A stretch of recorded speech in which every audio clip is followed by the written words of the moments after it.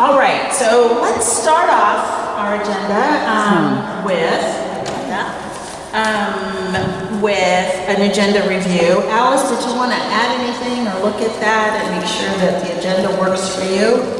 No, I think the agenda is fine the way it is. Okay, anything to add? Anybody else? Then let's move on to our new business, which will be the Dave and Reginald Show. Okay, everyone, thanks again for coming out tonight. I'm going to introduce Dave Clark, who will be giving this 2018 look back and 2019 look ahead this evening. Dave is the lead remedial project manager for Treasure Island, and he's been working on Treasure Island for 10 years. Dave has been at Treasure Island for a good amount of time, and he's very familiar with all of these sites. So hold your questions until the end, and Dave, take it away. See your mic. Thank you, Reggie. And excuse me just a moment. Oh. We had two other items under new business, but we're going to do those first, or? Oh, we rearranged the. Can you talk into the mic, please?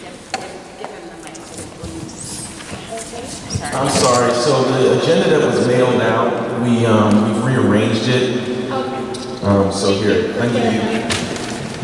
So where does this occur?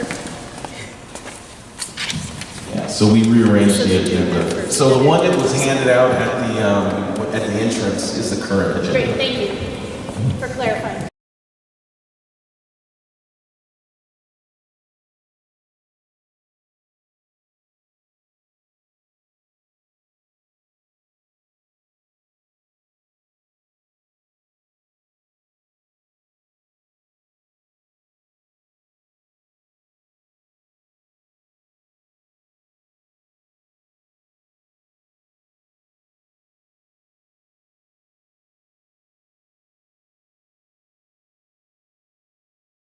good evening, everyone, and thank you for coming out, RAB members, members of the public. You're here tonight because it's a chance to hear something in person that we do every year. This is our annual review of the Treasure Island Environmental Cleanup Program. It's sort of a custom-made show that is given by someone from the Navy every year about the year in review.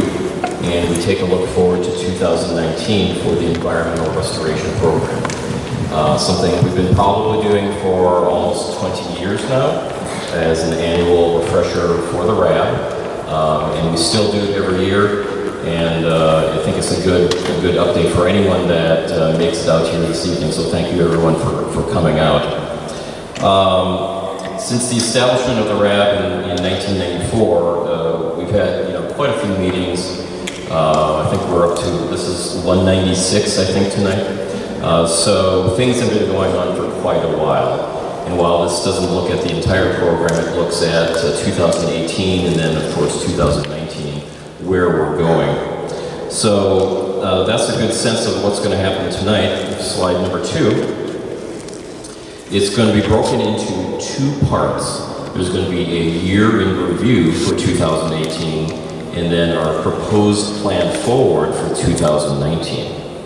So as far as 2018 is concerned, we'll take a look at the final documents that were issued in 2018, what field work or any work that's been done out at the sites, what has been accomplished, and any progress on property transfer, which is one of the charters for the Base Realignment and Closure Department. Then we'll move into a slightly different aspect of the cleanup program that has to do with petroleum. And then last but not least, we'll look at some funding update for 2018 summary in the future. So let's talk about the final documents. Why are we even talking about the final documents? They're important because of a few reasons. First of all, the documents represent a significant milestone in the process that we use, the cleanup process. Many times, the documents that we distribute for the environmental program are sequential. One comes after the other. Many times you can have multiple paths, but within that path, there's usually sequential documents. So it's important to note when one document is done, because that means that we can move on to the next document. And so these documents here mean it's a milestone. We've finished something and we're moving on. Another portion that's really important is that all of the final documents have a 6 to 12 month life cycle at a minimum. They first start usually with a contractor or sometimes with the Navy as an internal document. And during that process, there will be a quality assurance portion to the process. After that, a lot of times it'll also go to a secondary internal review process, depending upon what type of document it is. Health and safety plans get independent reviews. Sampling and analysis plans get separate reviews.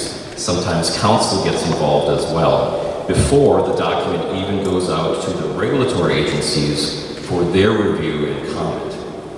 Oftentimes also the public is involved specifically for proposed plans or 5-year reviews. All of this happens before the document ever goes final.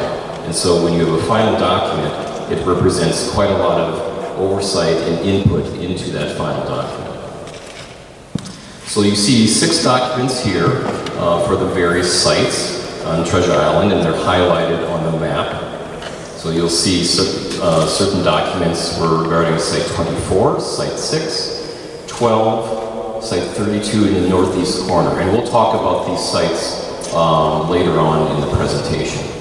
And then down at the bottom, sometimes we submit reports for information. In this case, when we remove groundwater monitoring wells, we'll submit a report for that. And also annually, we submit a groundwater monitoring report. So let's talk about what we did in Site 12 in 2018. Site 12, the largest site, most of what's going on is in Site 12. And the majority of the work in the future will actually focus on Site 12. It's the last site to be transferred, and so it's the last site also where the Navy will make an official decision on the cleanup for certain aspects of the site. That decision has not been made for part of the site yet. So this year, some projects have started and some projects have ended. So there's multiple projects going on typically at the same time within Site 12. It's because it's so large and it sort of is comprised of multiple sites into one. So we did complete at the top a time-critical removal action for Site 12, and that was in the Gateview Avenue area. And also Site 32, some soil that was from Site 12 was stockpiled there. That was hauled off-site. We'll have a picture of that in a few slides. And also, as everyone knows, there's ongoing radiological investigation. So there were some vacant buildings that had not previously been scanned, and those 8 buildings that were vacant were scanned as well.